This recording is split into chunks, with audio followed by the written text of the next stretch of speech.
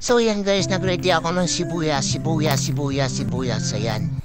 So gagawa ako ng sardines chow fan. Yan.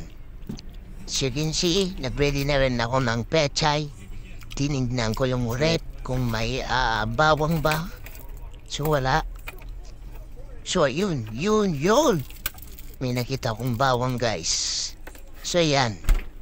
All you have to do is iwain lang natin yan ng pinong-pino tulad na ito.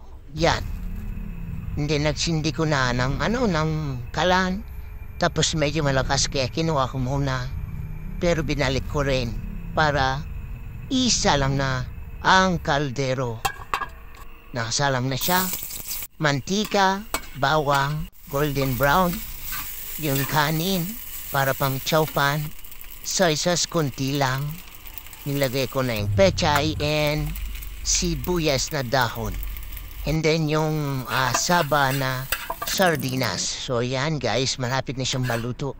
Plating na yan, plating. So nilagay ko na sa bowl.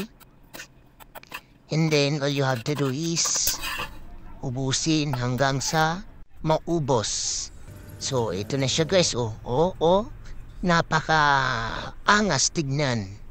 Parang binili sa restaurant. May natira. So, tinanggal ko lang siya. Ayan. Yan ang sarap ng amoy. So, Nonoy, kain na tayo. So, itatry ko ng tikman, guys. Kung masarap. Ay, sarap. Grabe. Para akong nasa restaurant. Grabe, guys. Try nyo, guys. Magluto na kayo. Siyempre, masarap siya. Huwag yung kakalimutan maglagay ng magic sarap, siyempre. Magic sarap. Bakit man. Try niya nang gawin. Madali lang to.